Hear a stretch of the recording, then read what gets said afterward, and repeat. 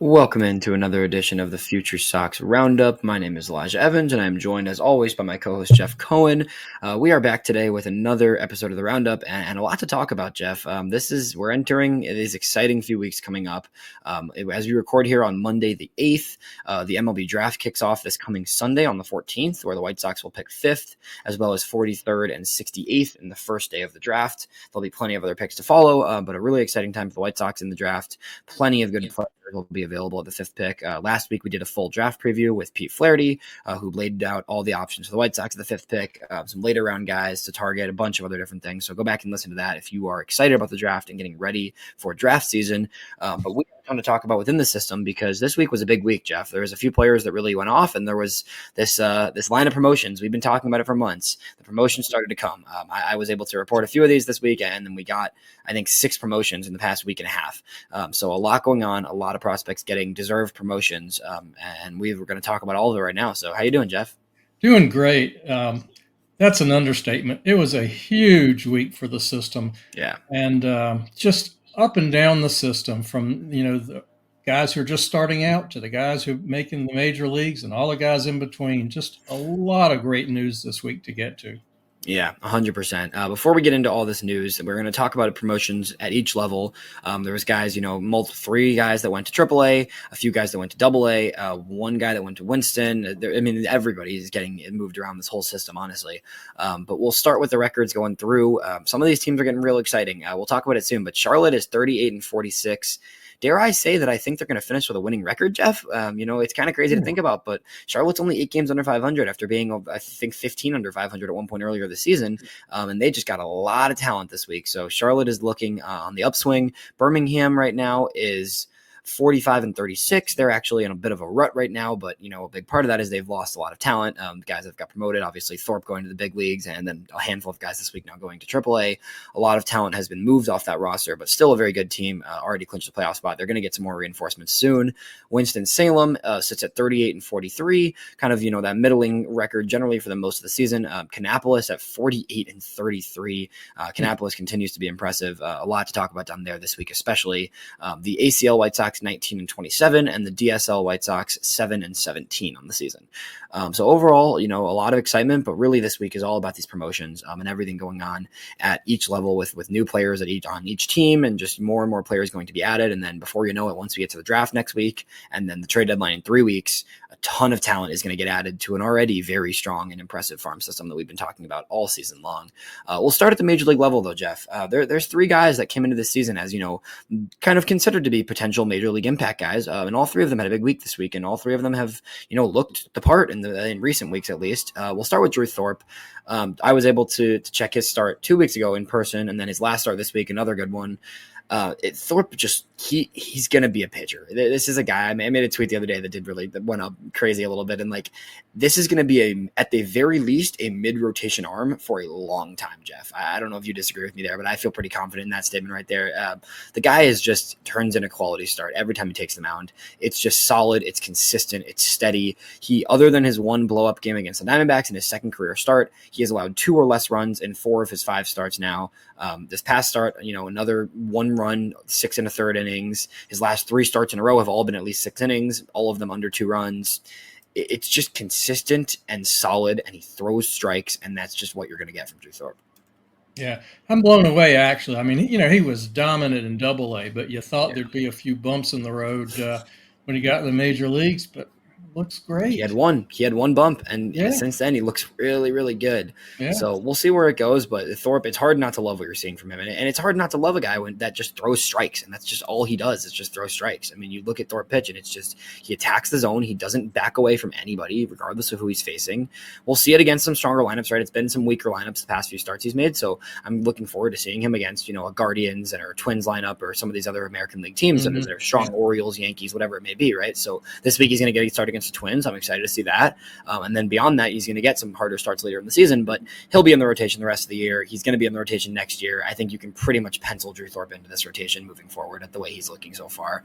On the other side of things, Jonathan Cannon, Jeff, has also looked really good. I mean, this is a guy that we kind of, to a degree, I think we slept on him a little bit in comparison to some of these other pitching prospects. And he's just, we've talked about before, this is a floor guy. He's not necessarily a ceiling guy, but Cannon's doing everything to blow us out the water to a degree right now, right? He's just continually putting together really good games.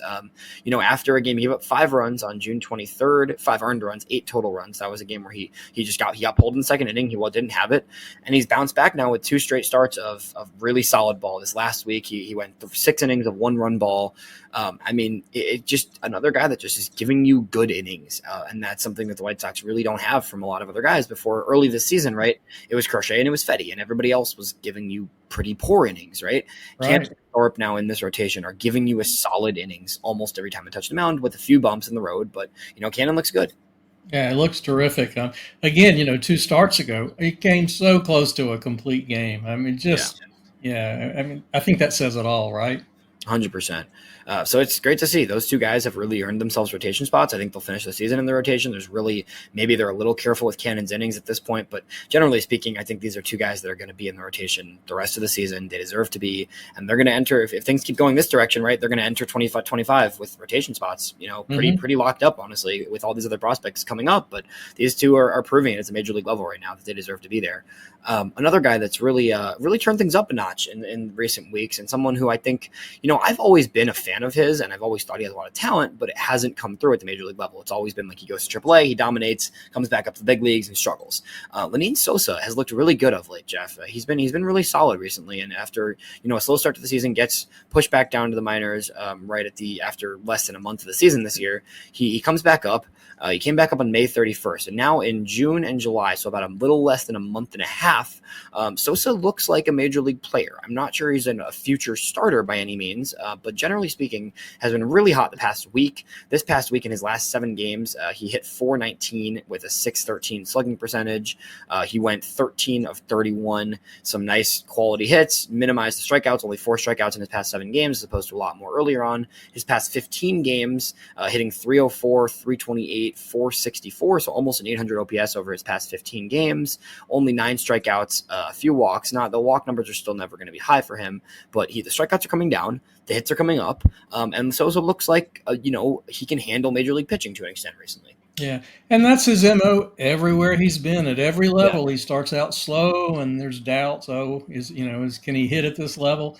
And then after 100 at bats, he's dominated every level in the minor leagues. I remember when he first came up to Charlotte. He was so impressive. He's just got a great bat. Good bat to ball skills. Yeah, he was excellent in Charlotte, and it's not. Again, I don't think this is a guy that you're looking at and penciling him in for a starting role necessarily. But at least in the last month, you're seeing adjustments, you're seeing improvements, and you're seeing a guy who looks like he could maybe be a utility infielder, right? And that's something that would be great if he can turn into a major league piece after a really up and down last 2 years of baseball, right? Like that would be awesome for the White Sox. And now a full month sample, right? Yes, the last week or two has been really good.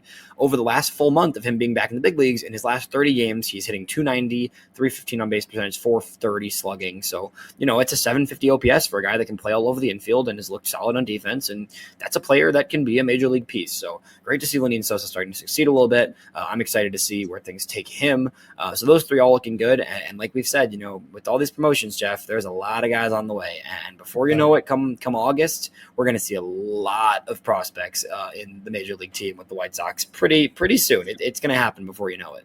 Yeah, absolutely. And spoiler alert, we saw a few new faces in Charlotte this week. It was really exciting. We did. We certainly did. Before we get into Charlotte, we got a few other things to get to. I want to start by asking you a little bit about your interviews this week. You were in Charlotte. Alan Zinter, who's the director of hitting development for the White Sox, was in Charlotte along with a few other coaching staff development members who were there in Charlotte to welcome in these new guys that are making their way to Charlotte, which we'll get to those guys later. But I want to ask you a little bit about your conversation with Alan and just kind of where you see kind of the White Sox organization feeling like they're at in terms of their hitting development and just and all. Right. I have seen Alan in Winston-Salem at batting practice, in Kannapolis, and now Charlotte. And every time I've seen him, he's really hands-on. He's behind the cage, and he's talking to every hitter. And just really hands-on. I talked to him a little bit. He's a really knowledgeable guy. And so he was in Charlotte this week, and we had a chance to talk. And I asked him about Colson and Brian Ramos and the fact that I said, the numbers don't look that great, but what are you seeing? And he said, yeah, the numbers aren't that great. He said, but quite frankly, he said, especially in terms of Colson, he said, I'm glad he's struggling, to be honest. He said, Hmm. this is the first adversity he's ever faced, probably on a baseball diamond. And he said, and he's doing all the right things. He's working hard. And he seemed really optimistic that, this was going to make Colson a much better player down the road because, look, you're going to big league, major leagues is all about, coping with the loss, putting the bad games behind you, staying with your routine. And so Zinner was pretty excited that Yeah. he said, Ramos and Colson are struggling, but, they're doing everything they need to be doing right now. Yeah, I think that's a really good way to look at it, honestly. And that's what I've been trying to kind of get at a little bit in the past few months when we talk about Colson, right? And we talk about all these guys. It's tough, right? You don't want to see guys struggle. That's never what you want to see. But at the same time, like, it's good to see some things. It's good to see them working through stuff. And Colson's a guy that hasn't had to struggle because he's been incredibly talented his whole career. But it's nice to see, to a degree, him have to work through things and have to figure things out. And that's something that he's going to keep doing. And I've remained confident in both those guys, especially Colson, right? Like, he's incredibly talented. We know that. And I really don't see a reason to doubt what he's doing because he's going to be there and he's going to be continuing to work. And I think you're looking at a guy that's going to be a major leaguer pretty soon. And whatever that happens and whatever form that takes, I think he's going to be pretty successful. So I'm really confident about it. And I'm excited to hear that the White Sox feel the same way, right? Yeah, absolutely. And I've got a high comfort level with Zinter. I just feel like he knows what he's doing. He's got years of experience. He connects well with the players. And like I said, he's really hands-on. So I think he's going to be a big asset to our minor league system. I'd love to hear that. That's a great thing to hear just for the future of the organization, right? And we love hearing about positive developments and then the development staff and things feeling like it's going in a good direction right now. So let's dive into all this. We got a lot to talk about. We'll start with our hitter and pitcher of the week, and then we're going to go down by each level because we got to talk promotions, we got to talk players performing and all of that such stuff before we dive into trade deadline stuff in the coming weeks. Our hitter of the week is pretty obvious, I think, Jeff. You got a guess of who the hitter of the week is? Man, oh man. I think he's a 6, 7, 18-year-old. That's probably where you're headed with this. Yeah, he certainly is. George Wolkow was exceptional this week and has been exceptional for the past few weeks, frankly. He was just named to the minor league baseball team of the week by Major League Baseball today. They put out their team of the week, so he was one of the top 3 minor league outfielders in all of baseball this week. So obviously going to be the hitter of the week for us here at FutureSox. George Wolkow on a tear, Jeff. This past week, George Wolkow had a 1647 OPS with 3 home runs, 2 triples and a double, 5 walks as well throughout the week. Wolkow he did everything possible this week, essentially. He just has the development. It's not even just that he's impressive. It's the adjustment period, and having such a quick adjustment period for a guy who's 18, it's just beyond impressive and really, really exciting for to see what the future holds for Wolkow. I was pretty astonished to see what he did this week. I feel like every time I check my phone, I've been out of town this week, so I really haven't watched a lot of games directly, but every time I went through our FutureSox highlights, and shout out to Ian Eskridge, who does a great job putting together highlights for us at FutureSox, and that is, for me being out of town this week, that was my way I was catching up with everything. Every time I clicked on the FutureSox page, George Wolkow went deep. George Wolkow hit a triple down the gap at 107 miles an hour off the bat. I mean, really just ridiculous stuff, Jeff. The power is good, but he also has adjusted the approach. Wolkow looks more comfortable at the plate. Against Fayetteville this week in 6 games, I mean, just absurd stuff. A total of 10 hits in 6 games. The homers were there. The 2 homers to finish off the week this past weekend, both Friday and Saturday, he went deep. The strikeouts are still going to be there, right? He's still going to have strikeouts, and he's still going to have games where he strikes out 3 or 4 times, and he had a 4 strikeout game this week. But then he also had games this week where he had 2 walks in 2 different games this week, which is something we haven't seen from Wolkow. At least early on, we didn't see that. You're starting to see him take better pitches. He's finding his pitches. He's picking his fastballs because he crushes fastballs. So he's being able to recognize pitches and find the pitches he knows he can do damage on. And then when he gets around to a ball, it's going far and it's going hard. And that's the type of hitter he is, right? Yeah, so, I think if you're a minor league pitcher, you better have your head examined if you throw him a fastball. Truly, right? But it's single A, right? And that's the thing. And he's so Yep. young that you can't pitch around guys necessarily at that level. But it's hard not to, because he just is mashing the ball right now. The past 2 weeks in general, just nothing but dominance. The past two series, even last week against Colombia, he had 8 hits in that series, and then proceeds to have 10 hits in the series this week. So 18 hits over his last 12 games. Really just incredible stuff from Wolkow. After striking out really high rates and really not getting on base much in his first week or two in Kannapolis, now you're looking at a guy who is the most scary hitter in that lineup, and a lineup with a lot of talented hitters and a lot of college hitters in that lineup. And you've got 18-year-old George Wolkow, who could have graduated high school a month ago, who's the scariest hitter in that lineup. Truly. Right. Yeah. And he's got a little protection in front and behind him. I 100%. mean, there are a lot of good bats in that lineup right now. And we're gonna get to a lot of those guys later. But Wolkow is obviously the hitter of the week. He just looks like he's on another level right now. It's cool to see him really take that next step, and he's gonna be in Kannapolis probably the rest of the year. So we're gonna keep seeing this from Wolkow. I don't think this is gonna stop. I'm not sure he's gonna have a 1640 OPS, but this is not gonna stop. He's gonna keep mashing. We're gonna keep seeing some home runs. 8 home runs on the season now. Would it shock you to see? I mean, give him a month more in Kannapolis. I wouldn't be shocked if he has 20 home runs this season as an 18-year-old. It really would not shock me. He's already at 18. On that pace. Sure. He's already at 8, and he had 20. He has 10 total when you factor in the complex league. So, I mean, he can get 20 home runs this year as an 18-year-old in affiliated ball, which is silly. I mean, that doesn't happen. That's not a thing. So pretty crazy stuff from Wolkow. Our pitcher of the week, who is one of the many, many promotions in the system. We'll get to kind of all those other promotions later.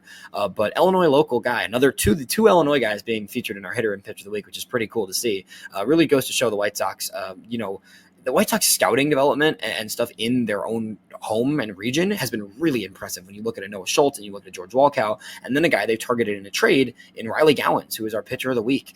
Gowens is a guy that was drafted last year by the Braves as a senior signing out of University of Illinois, and was brought over and has completely, taken his pedigree and name to a totally different level, honestly.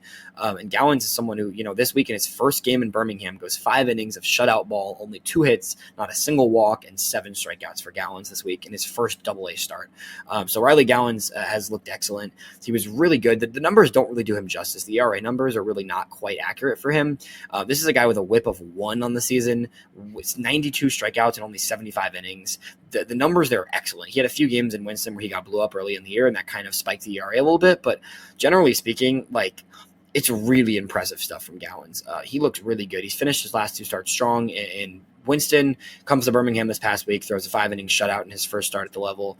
I can't wait to see what Gowens does. He takes Kai Bush's spot in the rotation. We'll get to Bush in a second, but Gowens pitcher of the week because he made his first start at Double-A in his first professional season, right? He's a little bit older because of when he was drafted, and he had surgery in college. He was drafted later than, most guys do. So he's already, recently turned, he's already 24. But at 24, regardless, first season in the pros, and he's already in Double-A, and he's already looking good in Double-A. Have you seen him pitch this season? Not in person. I have not, but I've watched. Have you watched a game on TV? For sure. Yeah, I've watched him. And what do you see from him? It's impressive stuff. So I also did an interview with him, and he was able to he broke it down for me really carefully about a month ago, which people can go listen to if they want to learn about him. But this is a guy who really trusts his fastball and his slider. He loves the fastball. He loves the slider. He's comfortable throwing the fastball high. He really loves to attack that top part of the zone with the fastball. But this offseason, what the White Sox did and what Brian Bannister did is what he told me about is they added a curveball for him. So he was always this fastball slider guy. He didn't have a lot of secondary, a third or fourth pitch. He had a changeup. He's worked with other stuff, but he was never comfortable fully, is what he told me. He told me this directly, that he always was really trusted his fastball slider and never really had to do more than that because he was able to get away with that in college. Now he adds this curveball. He really has taken his strikeout numbers to another level because of this curveball. He loves that nice little, high fastball, pairing it off of a 12-6 style curveball, and then you get the drift on a slider, right? So that triple pairing to him, most guys you don't see really throwing a breaking ball that often, right? But his 2 breaking balls, he probably throws between the slider and the curveball. He's probably throwing 40-50% breaking balls, which is not common, but it's working really well for him. And that curveball has added a whole other layer to his game where he's got that high fastball that really has some ride to it. He's got that dropping off curveball, and then he's got the movement to get guys off balance with the slider. So really cool stuff. I like the way he throws. I'm excited to see him in person at some point soon because he looks really impressive to me, and he looks like he's going to fit in Birmingham. Yeah, and that was a great interview. I would suggest people go back and listen to that. You learn a lot about a minor league pitcher and what they're thinking, and Yeah, 100%. Yeah, definitely no, that believe was it. that was a great one. So Gowens, his first debut in Birmingham, a great start for him. He is our pitcher of the week because of that start. Going down to AAA, Jeff, the Charlotte Knights might be the most exciting they've been in quite some time. You tell me. You tell me if you remember a team more exciting than the current Charlotte Knights. Not even close. Yeah, Not even close. Oh, what an exciting week. We yeah, had well, we haven't even seen Kai Bush pitch right, yet because right away. he got bumped, and then they got a rain out. So we'll probably get to see him this week. I'm guessing Probably, Clevenger will pitch Tuesday, yeah, either tomorrow or Tuesday or Wednesday. and Yeah, then Bush on Wednesday. So that'll yeah. be So exciting. Kai Bush makes his way to Charlotte. That's the Yep. first one. That was the first one to break last week. We got news of that. Kai Bush, has been good all season. He's an older guy. He's had some experience in Double A, but this is a guy who, this was the same thing with him and Jake Eater. Both they came over last year. He struggled. He couldn't find his footing last year, but still just 24 years old and has a 2.12 ERA this season in 14 games in Birmingham. Not quite as good as Thorpe, but still exceptional, right? 1.03 WHIP. Really good numbers all season from Bush. Just solid, consistent innings from this guy throughout the year. Deserves a chance in Charlotte. I think he'll be. Do you think he's in Chicago post deadline? I don't think it's too far off. Maybe not quite post deadline, but fairly soon he's going to be in Chicago, right? Well, I guess he's moved to the top of the queue as the next man up, right? I mean, he's probably past Nastrini, and Mason Adams is still in Birmingham. So I guess he's next man up. Yeah, we'll see what happens on that front, but it's definitely, sooner than later, he's going to get a shot. I think he definitely will get a shot this year at least. So excited to see what Bush can do. And then two hitters that we have been loving watching all season in Birmingham both get the bump on the same day to Charlotte, which is pretty awesome to see.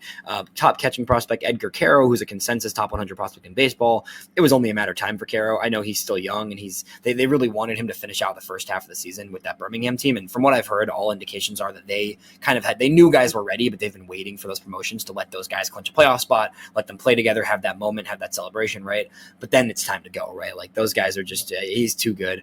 Regardless of his age, Quero, only 21 years old, has simply just been great all season. He had a little bit of a slump in May, but started the season incredible, had a wonderful month of June, and is just very clearly ready for a chance in Charlotte. And then on the flip side, Brooks Baldwin, probably the top, if not, him and Mason Adams are probably the top two breakout candidates this season per se. Baldwin, a 23-year-old utility shortstop, infielder, all of the above type of guy, has hitting 328 this year, which is not something that people do. I'm not a big batting average guy, right? But that's still insane.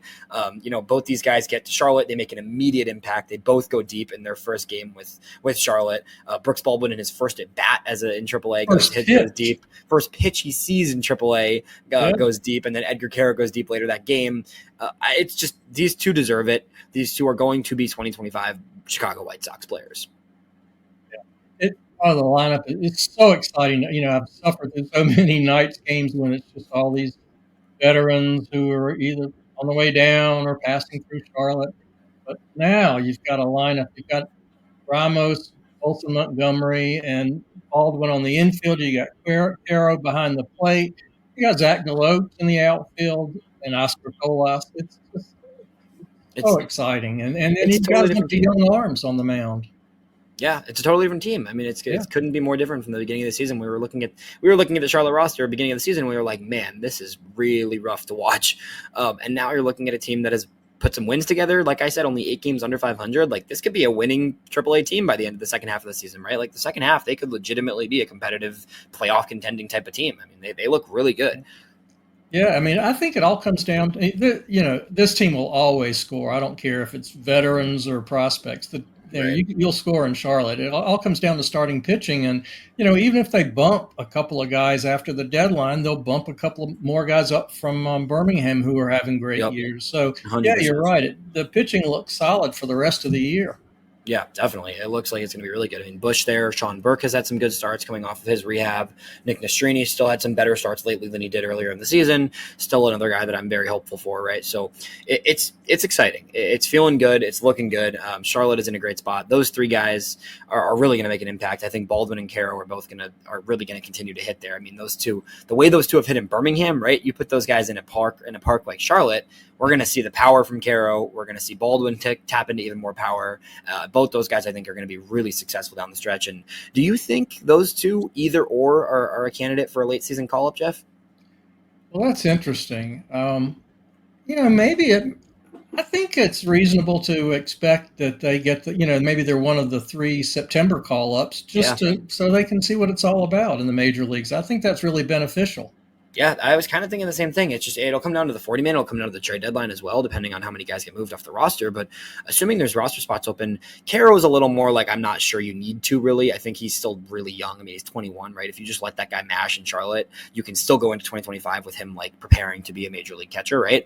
I wouldn't mind it for a few games, but Baldwin is the type of guy where I almost feel like you just want to keep the lightning in a bottle with him because it's been such an impressive year. I almost feel like you just have to put him up in September and just see what happens and just give him a shot to earn a 2025 roster spot because he's been that good all season. And also just, somebody that wasn't expected to be that good necessarily, right? Like when you have some prospects that are late round guys that just develop in such an impressive way, you almost want to just capitalize on that and just keep it rolling.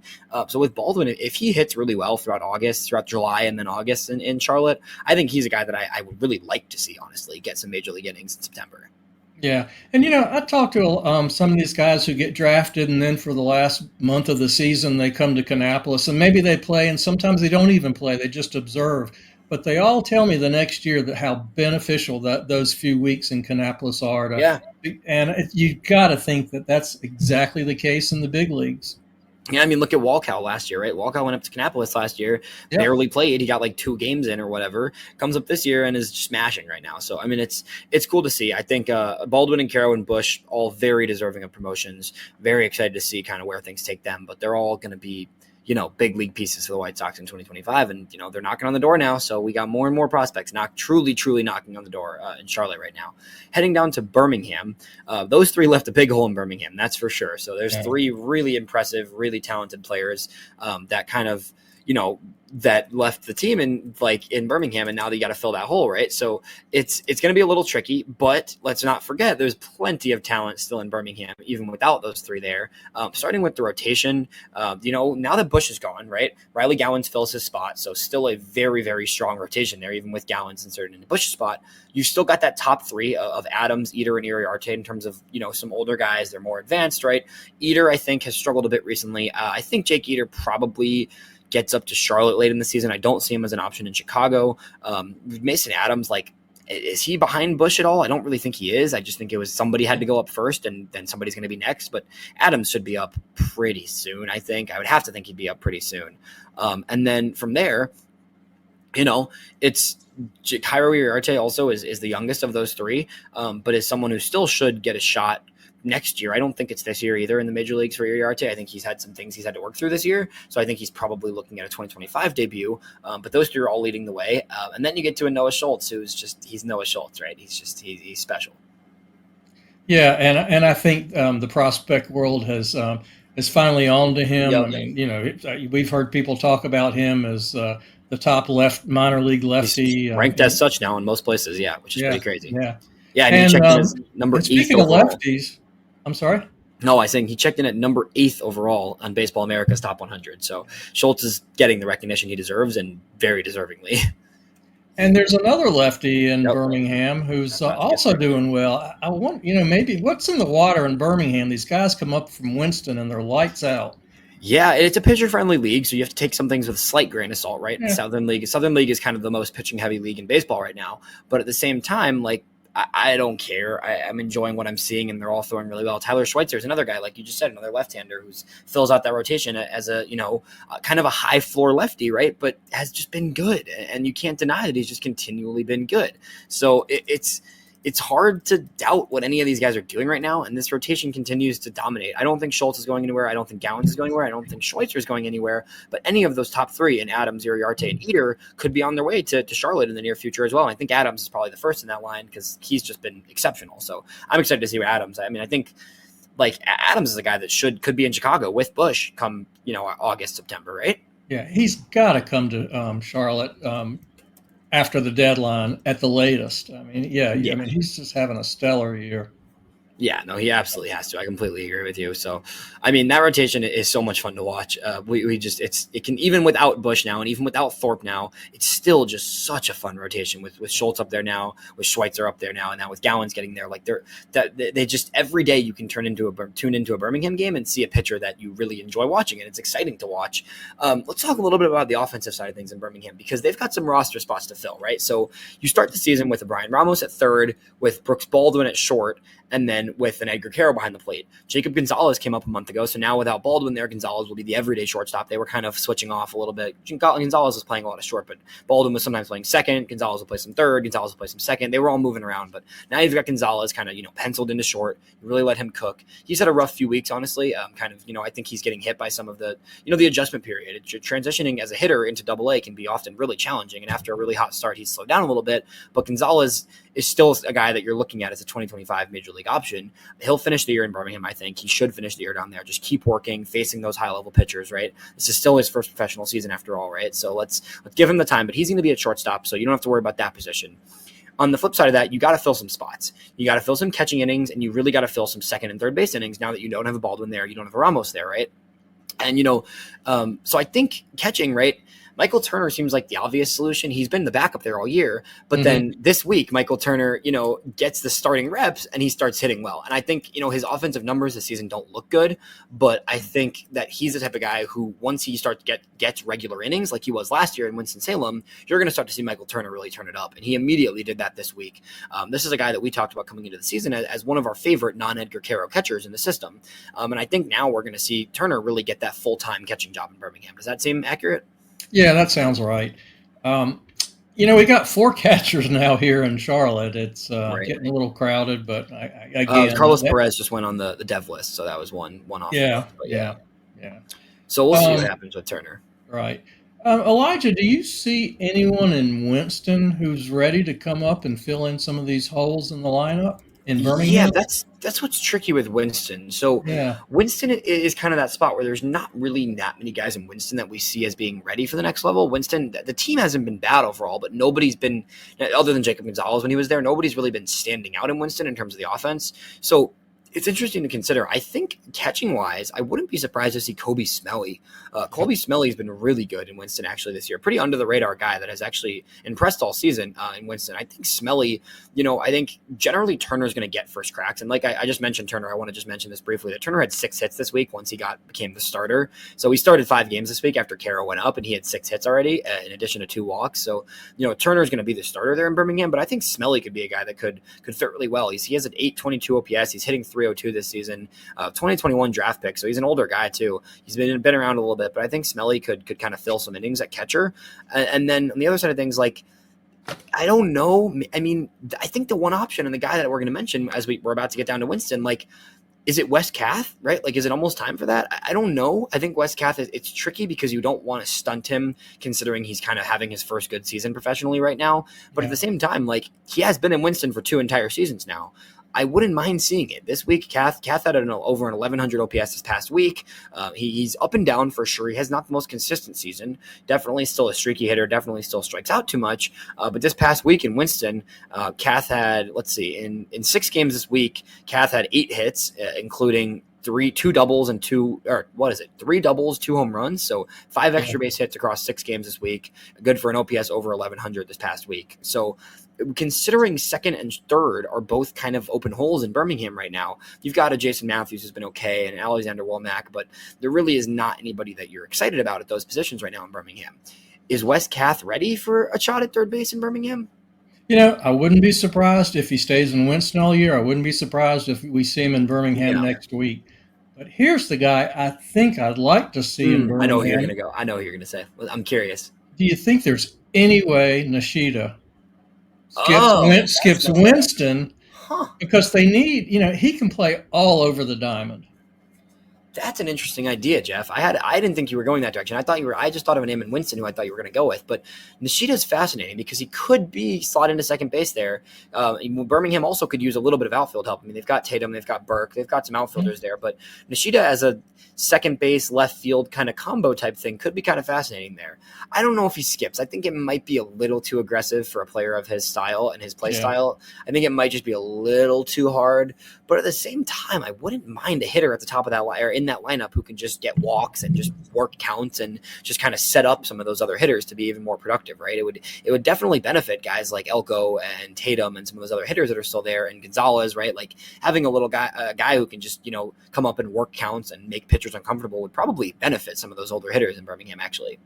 He invigorates the lineup. I mean, he finds ways to get on. He walks more than he strikes out. A lot of contact, a lot of speed. Yeah. That's an interesting idea, Jeff. Definitely one to consider. I thought you were going to go with Sean Gusenberg. That's kind of where I thought you were going to go that direction because Gusenberg is not a super high level prospect by any means, but Gusenberg has been productive all year. I mean, has maintained an OPS of 800 or higher pretty much all season in Winston. He was solid in Winston last year when he's been in Winston for two full seasons now. He got up to Winston in 2022, so really over 2 years at this point he's been in Winston and he's been pretty productive. It's not like he's been bad. 808 OPS this year. He's got some power. He's got some a little bit of speed. He strikes out a lot, but generally speaking, I think Gusenberg's guy that you could plug into the lineup as an option, at least in Birmingham, and he would be, decently productive. So that's a guy I could see. But ultimately, Jeff, I think you're going to fill out this roster naturally. I think Birmingham's roster is just kind of going to fill itself naturally by the draft, by the trade deadline. I mean, if the White Sox, it depends what route they go, right? The two options of the draft, like we heard from Pete last week, there's the option where they go Connor Griffin and they just go full young, the highest upside high school guy, and they just lean into the future. But there's also an option. They have an incredibly talented college hitter available at the 5th overall pick. A guy like Jack Coglione, a guy like Charlie Condon, those guys would be in Birmingham probably this season, to be honest, which is crazy to think about. But you're going to get in August or September, if you go the college route in the draft, the 5th pick, whoever that college superstar hitter is could easily be a star in Birmingham by the end of the season. So and then the trade deadline, right? You look at the deadline and the White Sox are going to be targeting, right, high A, double A type hitters. That's going to be the pure target of this entire trade deadline is going to be hitters that have a ton of upside and are already past that lower level, right? They might get some ACL, some rookie ball type guys, but somebody in this trade deadline is going to be a high end, high A, double A type hitting prospect. You're going to get at least one, if not two or three of those types of players in this trade deadline. So, and very likely one of them is going to be a middle infielder who's going to fill that gap in Birmingham. Absolutely. And an outfielder who can also fill that third outfield spot. Right. But, if for some reason that doesn't happen, I can see Sean Gusenberg. I mean, I think he deserves it. He does. In terms of middle infield, maybe it's Mario Camilletti or Jordan Sprinkle, but it could work, but Gusenberg has played some other spots. This year, I know he's mostly been playing first and the outfield, right? But Gusenberg's played left and right field, so you could put those guys in a corner. You can put him in a corner outfield. He's played a little second base, so you could try him out there a little bit. You could mess around with him at first base and Elko DHing or him DHing Elko at first, and then you could put Veras back in the outfield. So, I mean, they can play around with positions, but I think Gusenberg is probably an easy filler guy to fill out that lineup a little bit, and then you're going to get guys at the deadline that are going to be good in Birmingham. So I'm really not too worried about it, and like you said, like I was saying earlier, it sucks to lose Edgar Quero, and that's a guy who's really been huge for some of those pitchers, but Michael Turner is also a very good defensive catcher and a guy who really knows how to catch. So the pitching staff's going to be in good hands with him behind the dish. Yeah, absolutely. So going down to Winston, we kind of just touched on Westcast with a big week.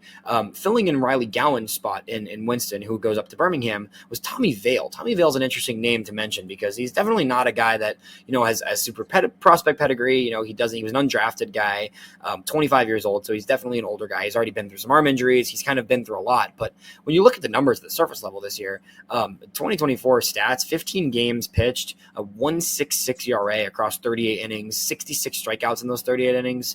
0.89 whip. Vale has just been exceptional all season. So it's deserving. It's a deserving promotion. He was a reliever for most of the year in Candy just because there's so many starters there that are so talented. But I think he's going to now be kind of that third rotation guy. And his first game with Winston-Salem this week, he throws a 5-inning, 1-run game with 10 strikeouts. So Vale looks good, and I'm excited to actually get to see a few starts of him. I haven't watched too much of him this season, but I think his numbers look exceptional, and I think he seems like he deserves to be in Winston and will be a kind of a good rotation piece for them now. Yeah, it's interesting. I wonder if maybe he wasn't in the rotation in part because they wanted to slowly stretch him out. But yeah, he's a guy that wasn't on my radar, and all of a sudden they put him in the rotation in Kannapolis, and he just kills it. And I thought, wow, who is this guy? He looks really good. And then they bump him up to Winston, and he keeps it going. So yet another exciting pop up prospect. Yeah, exactly. So that's all I got in Winston. Anybody else that you kind of are keeping your eye on in Winston right now? We kind of just went through the roster when looking at possible promotions, but Not really. The rotation. There's Peyton oh, Follett has moved to the bullpen. yes, that's definitely an interesting note because I'm not Yeah, sure if it'll be permanent, but it's interesting to see Paulette get some bullpen innings because I've kind of mentioned to you a few times that I could see him not just adjusting, but really thriving as a reliever because Paulette really has not been able to find the zone this year. But I think that's the type of guy who the stuff we saw from him 2 years ago, if you put him in kind of that, that late relief role and you say, hey, we need an inning out of you. Let's get the velo up. Let's get some of the stuff up and really just attack. That's the type of guy who I think could thrive in a bullpen role. So I'm curious to see how that'll go for Paulette. yeah, yeah. Moving down to Kannapolis, another good week. We talked about Wolkow off the top. Wolkow was unbelievable, but the whole lineup in Canny was great this week, Jeff. I mean, really, really, really strong week from Canny. All things considered, it was just good overall for them. I think a lot of guys in that lineup hit.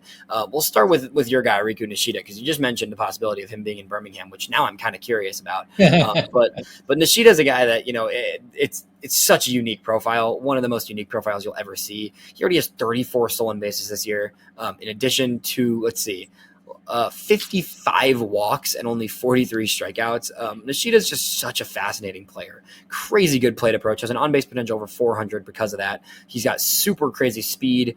The impact with the bat will always be low, but could it get higher? You never know, right? It's hard to gauge. We'll see what happens. But this past week, Nishida had a 5-hit game. What was that, Friday or Saturday? Yeah. It's just an exciting player. I've been to a lot of Kannapolis games this year, in part because up until recently the Knights didn't have that many prospects, and so he is just so much fun to watch. In every game, every at bat is the same. He'll never swing at that first pitch. He'll take a lot of pitches. He'll foul pitches off. I've seen him get, see 8 or 9 pitches until he finally gets a walk. Right, no, 100%. And the whole lineup was great in Candy this week, in addition to Nishida. Going down the line, Caden Connor's a guy that we've been kind of saying all year, has been good. I really don't get why he's not in Winston already. I think maybe because there's a little bit of a log jam with the outfield in Winston, just because that's the one position there where they're a little bit heavy on is the outfield and the corner infields. So it's kind of but Connor also, Connor's played right, he's played left, he's played first base. Let's get him a roster spot up there. I really don't see any reason for a guy like Connor to be in Kannapolis still. But a 936 OPS for Connor this past week. Just consistent hits. He had 6 walks this week. He knows how to work counts. He knows how to find his pitches. Another guy that I was able to interview a few months ago and was just a great guy to talk to and just hear about kind of his path. But Connor has been awesome all season. Same with Nishida. Both those guys, I don't think it's Birmingham yet, but I think both those guys should be in Winston for the second half of the season pretty soon. I really don't see why not at this point. And then beyond that, a few other guys that kind of are worth taking note of this past week. Ronnie Hernandez this week had an 1136 OPS in his past 7 days. That's a guy who really, really turned it up. 9 hits, in his last 4 games to finish out the week this week. So Ronnie Hernandez has looked really good. That's a guy who, we've talked about him before. Another catcher in the system who is worth at least keeping an eye on, right? 19 years old in Kannapolis, spending the entire season in Candy this year after being in the ACL last year. Last year he was incredible in the ACL, and he hasn't been great this year, but all things considered, an OPS over 700, 39 walks to only 34 strikeouts for a guy who's 19 years old in single A and developing as a catcher. And we heard it from Pat Leland. This is a guy who's working really hard to be a good catcher, and it seems like he's really growing as a catcher throughout this year. So Ronnie Hernandez is a guy that I've always kind of liked him, and I've liked what I've saw from him. I really like the way he swings the bat. So I'm excited to see where things go for Hernandez as he starts to tap into a little bit more strength and power, and he ages a little more. Yeah. He's, Pat was enthusiastic about him, and Ronnie's just gotten better and better every week this year, and he looks like he's really hitting his stride now. And then 2 other guys, just to quickly point out, is Arxie Hernandez and Mikey Kane. Both of those guys have really been hitting a lot. Yeah, here in the last 2 weeks in particular. Yeah, both those guys have been hitting well. Mikey Kane's an interesting one because he missed the first part of the season with an injury. This was a guy who was drafted last year, late round, 17th round pick. Like we've talked about, a lot of these late round guys have really started to show something for the White Sox in the past few drafts. And Mikey Kane now, after starting the season on the IL, has really bounced back well in the past few weeks, especially. Has looked like a really solid hitter. So another guy that he's tapped into some power recently, 5 home runs, 8 doubles this season in only 44 games, right? So Mikey Kane has looked really good recently. This past week he had, in his past 5 games, he had a 1052 OPS for Kane. So some really good stuff throughout that entire lineup. A team that just looks good. Everything about that team just looks really solid. And it's cool to get to see kind of where that's heading. Anybody else in Kenny you've got your eye on? I think that's just about. Oh, I wanted the pitching side. The pitching side for sure. Right? I mean, we got 3 guys in that rotation down there who are just killing it. Lucas Gordon, Seth Keener, and Aldrin Batista. They haven't missed a start this year too, and that's important. I mean, 100%. I was just thinking that they got. I think 2 of the starters in Kannapolis have 13 starts. 2 of them have 14. Gordon and Batista both with 7 wins, and Keener only 4 wins. But I mean, he's got some really impressive stats, especially recently. Yeah. I mean, he's just been killing it recently. Yeah, this past week, Aldrin Batista threw a shutout. That was the one game I was able to watch a lot of the clips from this past week. Batista looked great. He's had an up and down last few weeks. I think he started the season really strong, and I was really, really excited about him. I'm still really excited about him, but he's definitely had some command issues recently in some games. But this past week, he limits the damage, 2 hits, 3 walks, 7 strikeouts, no runs, 5 innings shutout for Batista this past week. So a really good start from him, kind of bounced back off of a recent shaky start. His past start was a little bit shaky. So good to see him bounce back well with another strong start from Batista. Now 2 of his last 3 starts have bbeen really, really good. So Batista looks great. Keener and Gordon are guys that it's another example of do these guys really need to be in Kannapolis still? I get it. The rotation's tough, but I'm hoping that with Paulette potentially moving to the bullpen and then Gowens going up, I'm thinking at least one of those 2 college guys with Keener and Gordon should be heading up to Winston pretty soon. I know Davis Martin's in Winston right now. I guess we should mention that as well. Davis Martin is rehabbing in Winston right now.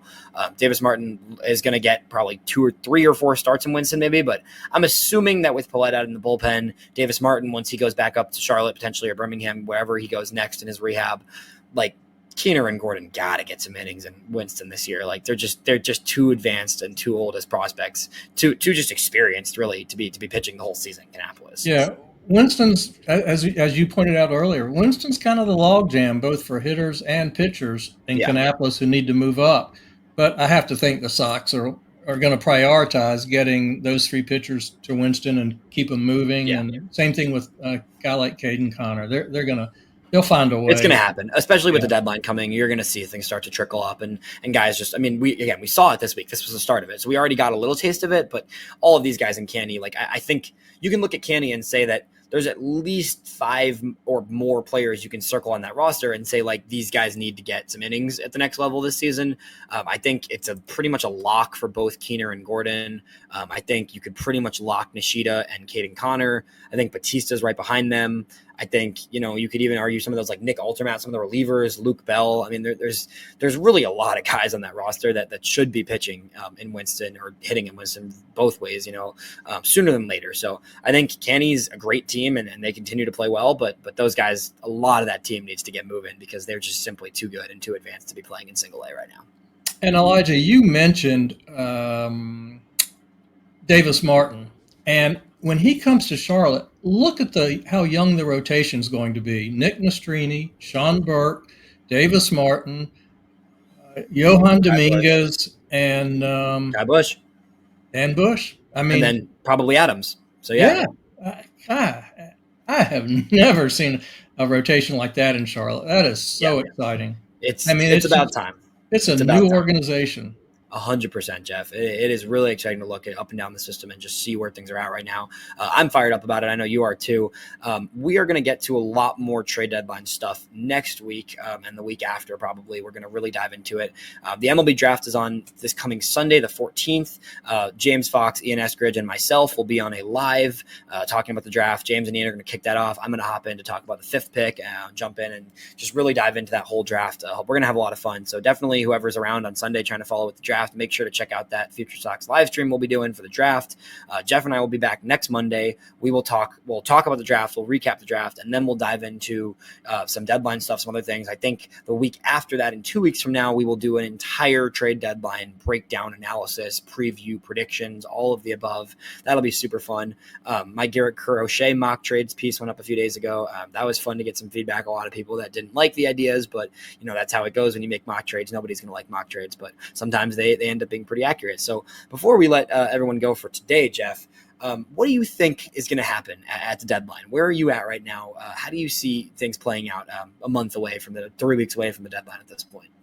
Well, as I said, I think a week ago on our podcast, the White Sox have set the bar high for what we expect to see them bring back in return after last year. I mean, after that haul last year, if they can come anywhere close to duplicating that on hitters in particular, you're gonna see what maybe two, especially if they move Robert, then we're going to see some serious talent. But even with Crochet and some of the other guys, we could see one or two, or if they move Robert, 3 top 50 prospects come into the White Sox organization.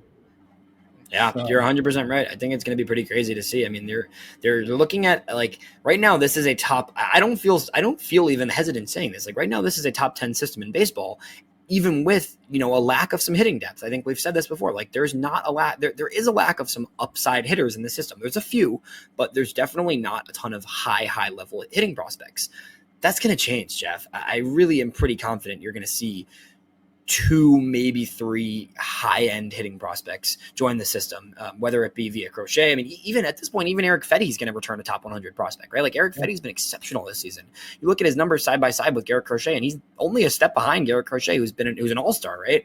So we'll see what happens, but I really do think that you're going to see some serious talent added to an already strong farm system, especially on the hitting side of things. And I'm more excited for that because we do have some hitters we like, but adding some hitters straight into Winston and Birmingham that are high end upside guys is going to make for a very, very fun August and September with the White Sox farm system.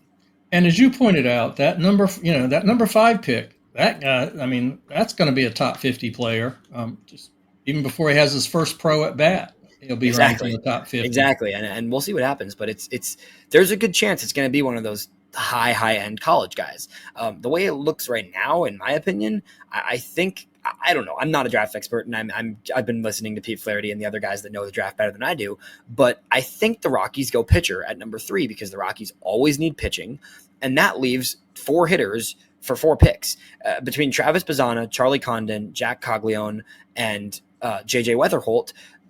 Any of those 4 guys would instantly become one of the best prospects in the White Sox system, and all 4 of those guys are going to move very quickly. I think those 4 hitters, if any of those guys end up being drafted by the White Sox, they will be in Birmingham by the end of the season, which is pretty exciting when you really think about it.